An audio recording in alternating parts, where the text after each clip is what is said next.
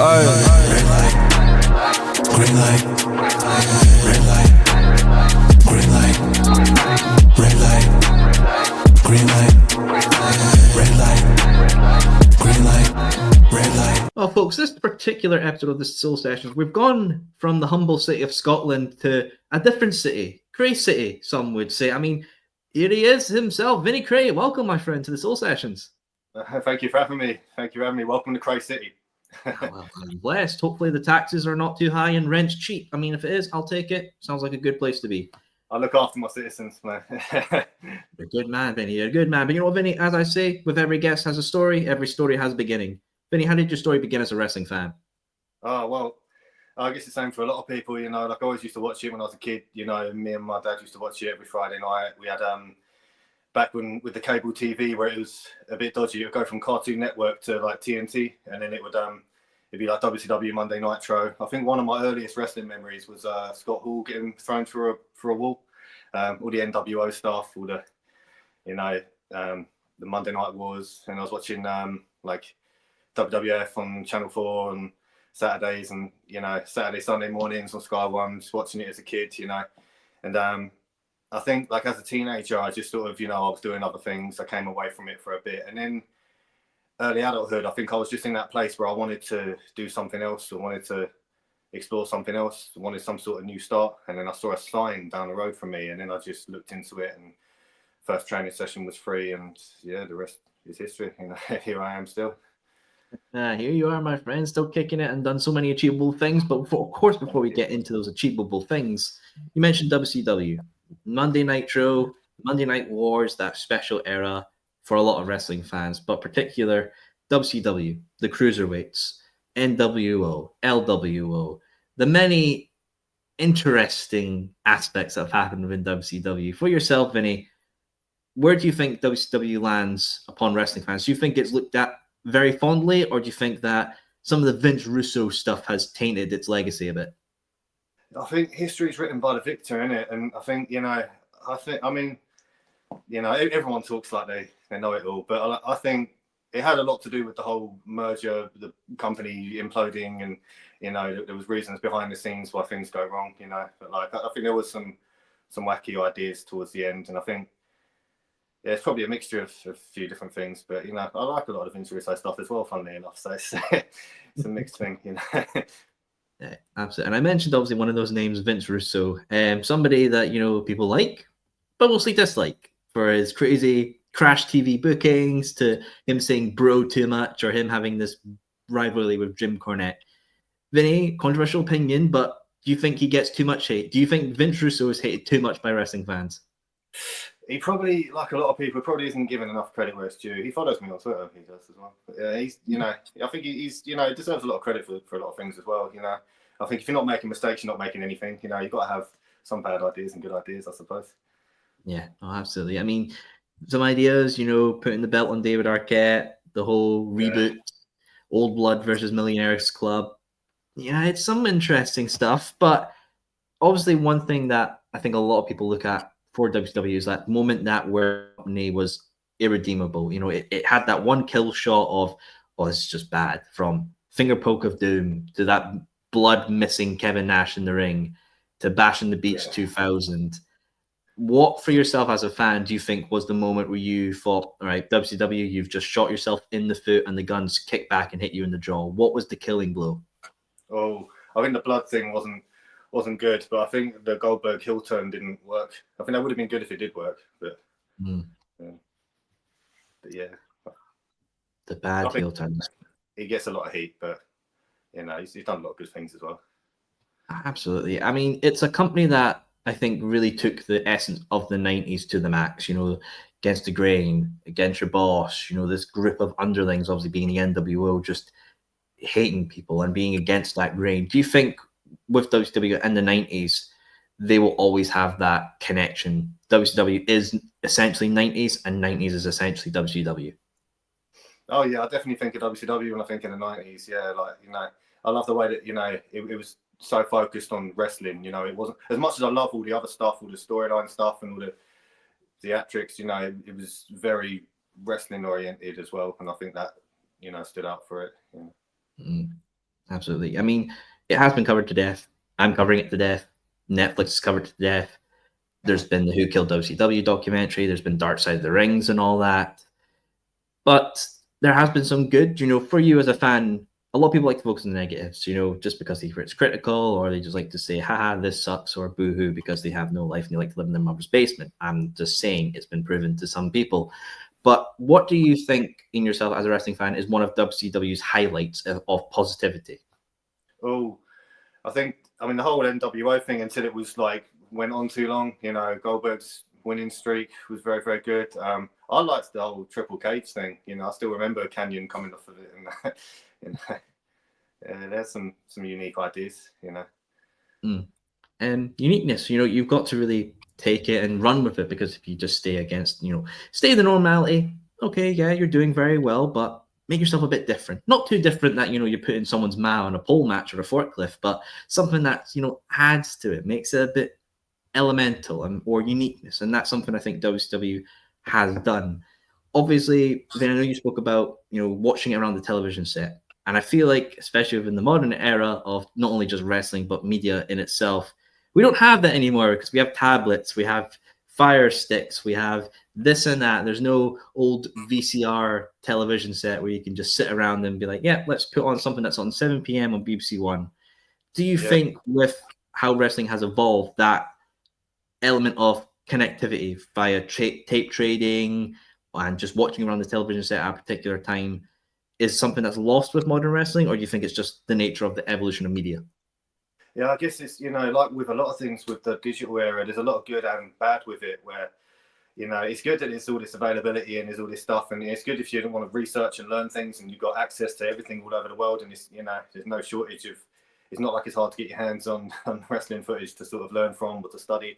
But then it kind of, from a fan point of view, I guess it does to a degree take the specialness out of, you're waiting for that particular time, you've got like a bunch of you to sit and watch a pay-per-view or something like that, But then it makes the live events maybe more special, you know what I mean? Mm-hmm. It does make them more special, and just that wide availability. But of course, something that's not so special is ticket prices. God damn you, Ticketmaster. We hate you. We truly do. Boo, Ticketmaster. But obviously, SummerSlam's going to 2 nights this year, and there was a bit of controversy because front row tickets for both nights was 40 grand. Now, I don't have 40 grand. This suit has been worn too many times to not have anything worn into it that would be 40 grand worth. Do you think it's just sadly a nature of how, obviously, the cost of living crisis, people are wanting to spend more on things, and, do you think it's just sadly a nature of how things are evolving with ticket prices going so high? Because obviously, if there's a demand, people are going to buy it. Yeah, like money makes the world go round, and if they can make that money from it, they're gonna do that. It's kind of, it's sad because everyone should be able to come and watch, without having to be way up in the nosebleeds, still watching it on a screen like they would be at home. Yeah, hopefully it'd be nice to see things sort of evolve, but then in a funny sort of way, maybe that's good for the smaller shows or the independent scene. It makes it more of a viable option for people and would kind of help it grow in that way. Exactly. Why would I spend 40 grand to just see Pat McAfee versus Gunther or Logan Paul doing a stupid promo for his coconut water when I could go to my local indies and get something less money spent, but just as much value? And that's the important thing about the indies as well. And obviously, let's get into them, Vinny. Obviously, British wrestling, it's an art form in itself, but what was that decision to pursue, a career in British wrestling? Well, yeah, like I say, I attended that first session free, and I just sort of fell in love. I just felt, like it just clicked. You know what I mean? And I've never been able to replace that feeling with anything else I've done. Like especially on the shows, that just adrenaline and just that identity and persona, and I find it hard to replace with anything else. And I just focused on it. I just sort of made a lifestyle out of it because I feel you have to, and just started hitting the gym all the time and just getting out there as much as I could, No, absolutely, of course. And it's very interesting because we've spoken about how media has evolved, but obviously fans have evolved with the internet, whether it's Internet Explorer or the Firefox or Yahoo.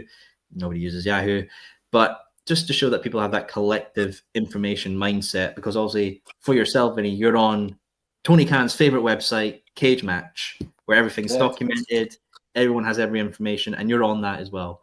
How does it feel as a performer to know that so many people are documenting your career online? That's a great feeling, and I have to give a shout out to a friend of mine, Joe from Joe Talks Wrestling. He's also got a couple of other identities. He's really, really, really good with that. He's been very on point in updating it and putting the information on there, including all my American run and everything. So yeah, but no, it's a great feeling that that people care and that people document it and that people care so much they want to see the data side of it. You know what I mean? So yeah, it's great. It's writing your name in the history books. Absolutely as well. And I think it also speaks to something very important within not only just wrestling, but media overall is preservation, making sure things are preserved for future generations, because you never know when a particular match or title reign or something can help build upon the future. For yourself, Vinny, was there ever a match that you went back and watched and thought, this is like key for everyone to learn? If it's a particular match you think of the psychology or just how it's presented, that you look at and think this should be every wrestler's main go-to match to watch, to learn and develop? Yeah, there's a couple again from like the WCW era. Again, I think they focus so much on like wrestling and psychology. There's Sting versus DDP that really stood out to me, where Sting wins the belt, and I believe DDP's trying to get Sting out of the corner, trying to hit the diamond cut. I nearly said Kray cut. He tries to hit it, Sting holds on. Tries to hit it again, Sting holds on, and then eventually nearly gets it. Sting grabs him, puts him in a scorpion deathlock, bang. And it's one of them times, you watch something and just on repeat in your head afterwards. So there's something about the way they sort of told that story, and then he holds the belt afterwards. I thought, yeah, that's storytelling, storytelling without words, putting something together that, makes sense, that gives people a reason to get invested in. Because you can have great move after great move, but when it tells the story, it's good. Goldberg versus DDP is another good one, I felt. Very good selection there indeed. And I'm sure we'll be updating everyone's catalogue of being like, you cannot get in that ring until you watch these, Sunshine. Get them into your brain, learn them well, then you may step into the square circle. But of course, you've been in the squared circle, and obviously, I use Cage Match for my research. I don't go into this blindly. I do like to prepare very well, I like to think. And I've seen from your profile, you started around 2015 time, but there was kind of a break in 2018, and obviously 2020, global shutdown. Understandable for that break period, but what was that initial run for yourself like before your wee break in 2018? Yeah, well, to start it off, we had, at the promotion I first started out at, we had a tag team there called The Asylum, and they basically wore masks and they were crazy. And one day I've turned up to help out at the show, and it's Vinny, congratulations, you're on the show, you're in a 6-man tag, you're going to wear one of Headcase's spare masks, we're going to call you Crazy V. Good luck. And that was that. So at first it was kind of a blessing in disguise, because it wasn't the character like I originally wanted to do, but then because I had the mask and I could go out there and get experience, and then by the time it was time to take the mask off, I'd had all that practice, So for the first few months it was Crazy V, and then after that, and that's where Vinnie Kray comes from, because I was trying to find like a last name. I wanted to use like a real person sounding name, because that's kind of character I wanted to be, but I was thinking Vinnie Mac, but then for maybe obvious reasons I sort of couldn't use that. And then I thought, oh, what about Kray from Crazy V? Maybe some people it would be a bit of a wink, a bit of an Easter egg or whatever. And then they said, no, yeah, spell it with a K, it's better. And then I just leaned into that whole Londoner sort of a persona, and yeah, it went from there, And the break in 2018, I've had like the odd break with like injuries and things, and then over the pandemic was when I had 18 months or 14 months away, I think it was. Obviously because of the pandemic, but also just to kind of reset. I'd kind of felt a bit not knowing exactly where I'm going, what I'm doing. I felt a bit at a loss with it. And then when I came back afterwards and came to UBW and Square One is when it really, the best time started for me. Absolutely. I think, maybe it's not this word for yourself, Vinny, but I feel like the word burnout. You give something to something you love so much, but sometimes you feel like it's not giving back, or I'm putting too much into it and not getting the reward, and you get burnout. For me, burnout is sometimes I feel like you have to take a step away, not even for too long, or just a wee bit, just to reset the mindset and be like, yeah, I found the passion again. Was that kind of like for yourself? Was it a bit of burnout? Yeah, because before that, I was like not wanting to waste the time. I was wanting to just keep going. Mm-hmm. And I kind of learned the hard way that is wasting the time. You know what I mean? To not have a break when you need to have a break, when you're, burnt out or whatever. And then, yeah, because I had that break, it just helped me reassess and rethink things and look back at things and think, this works, that doesn't work. I should do more of this. I shouldn't do as much of that. And I just pieced it together again. It was just a bit of a reset and just a bit of a restart. And it sort of, gave me that mindset to come back in. Like, although I'd been doing it a little while and I had my character and stuff, when I came back into it, I had that mindset of like, well, I can be a bit of an open book. I've started again after all this time. I can, I'm open to this idea. I'm open to that idea. And that worked in my favor when I came back. Good to hear, my friend. And, UBW, great company, obviously, with the Square One. I've had many people that have been a part of it, from the likes, obviously, Chris Aries, Jackson Hart, Tony Sin, Big Wade, and obviously now yourself. A great community environment is what I really hear from it as well.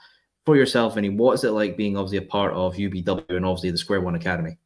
I'm very proud to be a part of it. Big shout out to UBW and Square One Academy and to Paul Ash, probably the best coach I've had, who really had a lot to do with just like rebuilding me and making me a better version of what I was. A lot of the stuff I do in the ring now, a lot of like the things I say and things I do, it has a lot to do with him. So, he was brilliant in like just, taking where I was at and what I was before the pandemic and just making it better. He's very, very, very good at that. He's had a lot to do with a lot of other people in, just making them go up that next level, And UBW backstage at the shows is always, everyone always says it's different from a lot of places where it's a very positive, very friendly environment.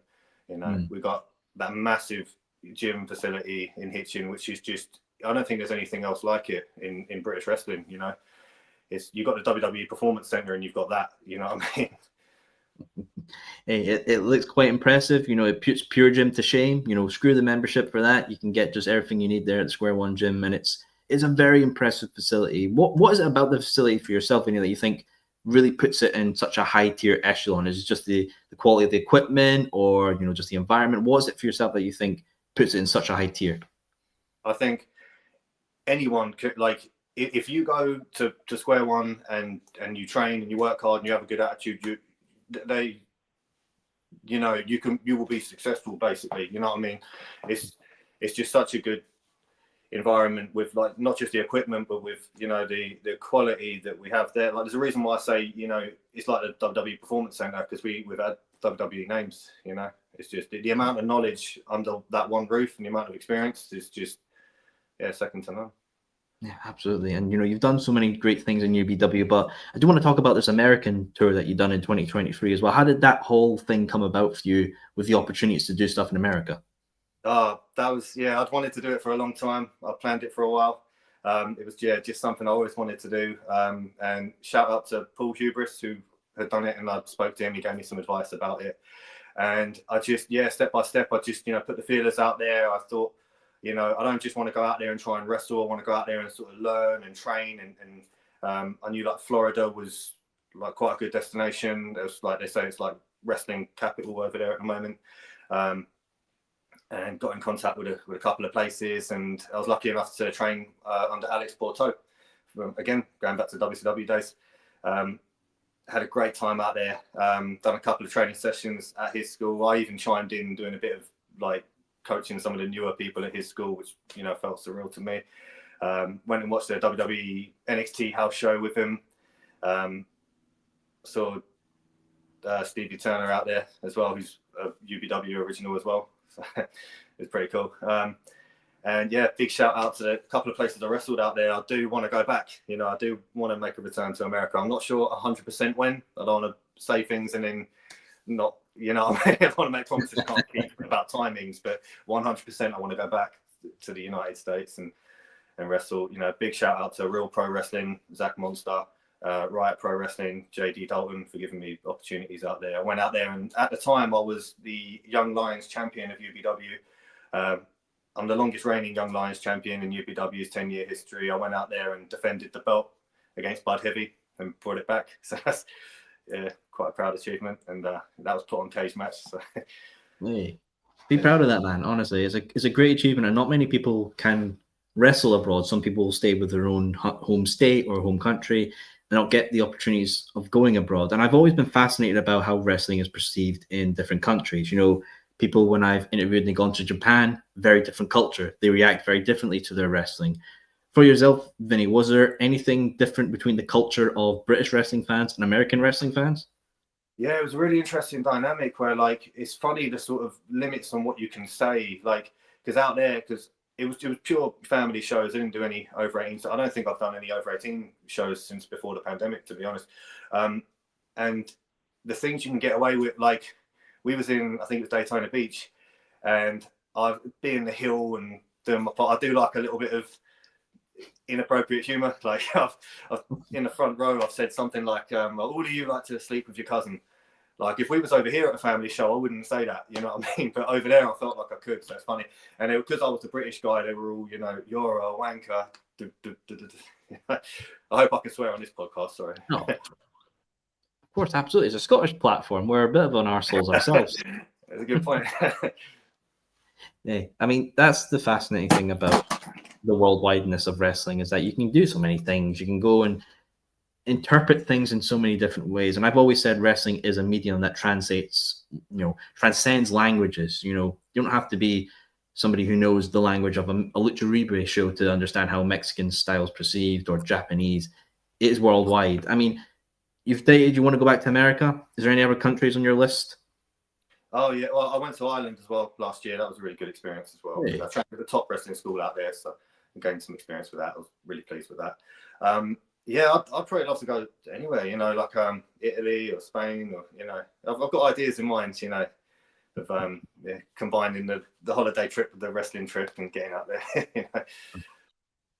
Absolutely, man, as well. Now, obviously, within UBW, you would have your little tag team with Big Wade, obviously Cray City, and the things you've done there. What was it like building upon that relationship with Big Wade and then cementing yourself as this team within UBW? Yeah, if there's one thing I love doing, one of my favorite things is just, you know, like taking someone newer under my wing and just playing my part in their journey, and like helping them out. And, you know, like I was sometimes coaching the beginners training while Big Wade was training, you know, and he always had a good attitude and he was always polite and stuff. And he came to me with the idea that he wanted to be my security guard. I thought that's brilliant, because I was really leaning into the mayor stuff, the mayor of Cray City. So I thought it really worked well. And yeah, we had a good run as a tag team until he turned on me. You know, a few people thought I was leaving in an ambulance after the last time I wrestled him, because he attacked me after the show. But again, I can't make any promises on exactly when, but payback will be coming. I've been asked about it by many people. Any words? Big Wade's going to have to prepare himself. I know he's just lost the Square One Championship, but he's still going to be on guard. He said all that time, he said he didn't need me. And then what happens as soon as he left me, you know? Yeah. The universe works in mysterious ways, Vinny, mate. It works in mysterious ways. Now, obviously, have to talk about the UBW Young Lions title. Obviously, you're the longest man with that title. How did the feeling come when you first won it? I'd love to know that. No, yeah, that was amazing. Because it had been a few years, and I'd been in title pictures and had title shots and things like that. I'd had one title shot at that before, in fact, on like UBW versus Square One in a 4-way. But yeah, I just, you know, I was, as I say, I got well back into it. When I came back into wrestling, I was very, very happy at UBW and Square One. I was very, very, you know, just wanting to be involved in every aspect, you know what I mean?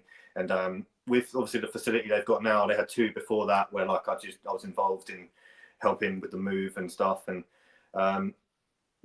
yeah, just cracked on. And one day, Justin told me that I'm pleased to let you know you're going to be winning the Young Lions Championship. And just, yeah, it felt surreal, you know. Proud moment, brother, indeed. And you've done many great things with that title. But obviously, as I say, every story has a beginning, but every story has an end. Your reign with that title would come at the hands of Arthur Skurro. And obviously, it was a title unification as well, which is quite a historic thing for some wrestlers to be a part of, to have your title then unified with another belt. What did that mean to you to see the end of that titles? Yeah, that was interesting, because I almost feel like the reason why we got the legacy belt is partly because of my run and the things I did, you know. But one of my favourite things that I've done is that whole feud with Arthur Skurro. I loved it. We put together something really good where, like, on the day I won the belt, he came out and made the save, and we had, we set up for our first match. And at the time, it was just meant to be one match. But then they said, okay, you got chemistry, you got something that works, so we're going to do it again. And it was a year-long feud. And again, I love, playing my part in people's stories. I was his second ever singles match. I was his first feud, and he done brilliant. It didn't feel like that because he was very, very good. He's natural, and over the year we just built that feud up. We went back and forth, had like a time limit match, had different stipulations. And then exactly 1 year on, we done the Kray City street fight on 7/7 last year. And I put a lot of like the greatest hits in that match. We done like the German joke, the horse thing, all different things I've done in the past. Just put a kid's toy iron from under the ring and said, I'm going to iron you out.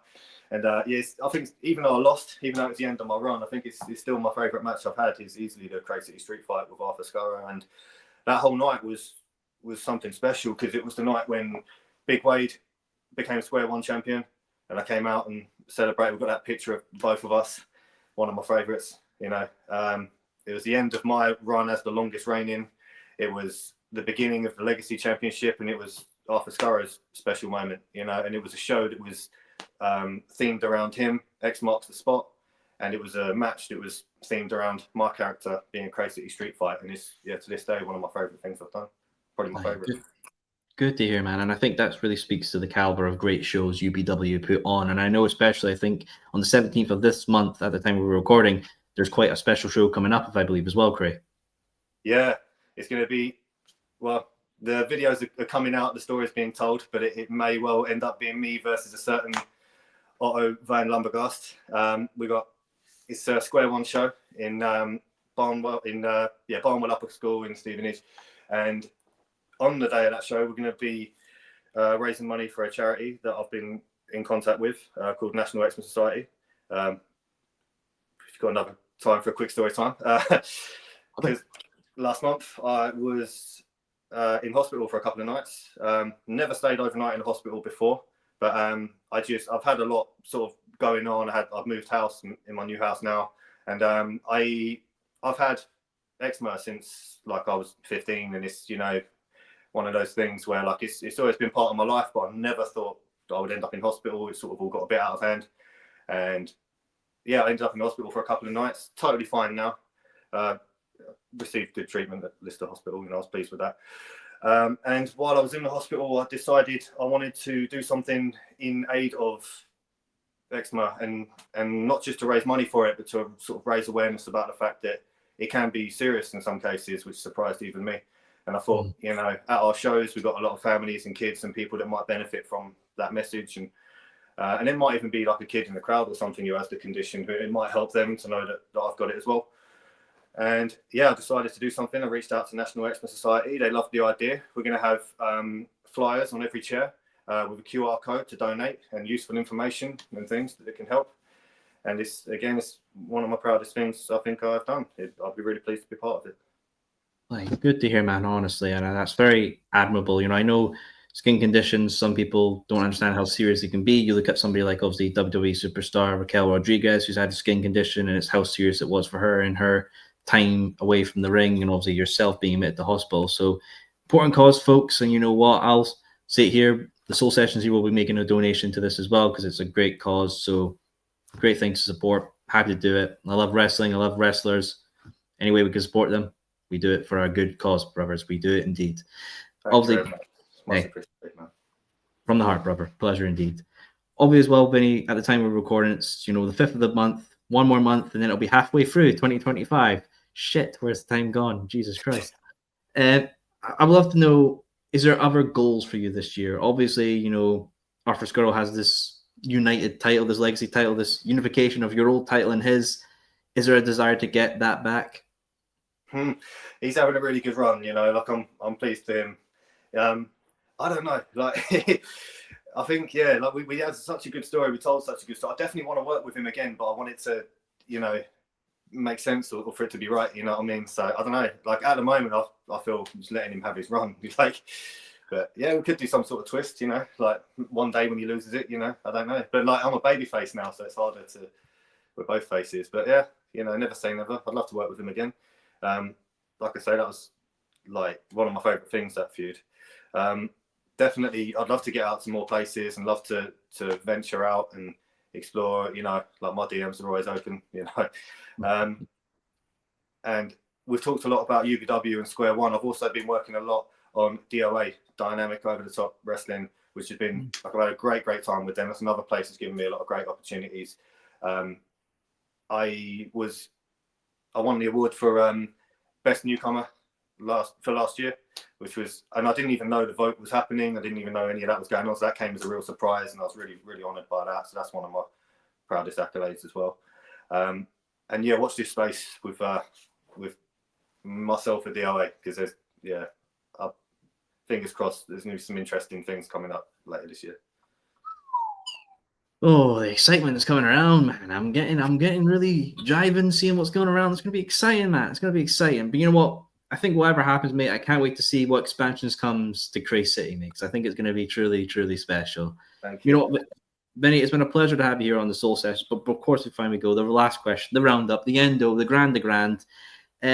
There's many other great companies here in the UK, and I know you've mentioned some of them. We've mentioned some things in the future. We don't know what's coming on, but is there a particular company that you look at and think, if I can get onto that in any capacity, helping out backstage or even in the ring, opening show, mid-show, or main event, that you think would be the best learning opportunity? Is there one company in particular that you look at?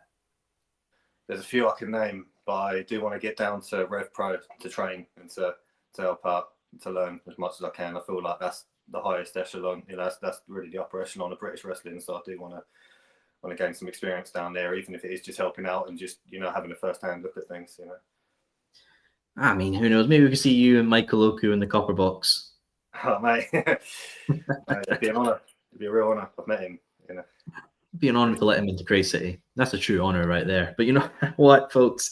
You've heard it here. Thank you, as always, for tuning in for another great episode of the Soul Sessions. Of course, Vinnie Kray, make sure to check out his Instagram profile, which will be down below. Click it, follow him, see his journey. And of course, when this UBW show comes up on the 17th, make sure for the great donation and charity.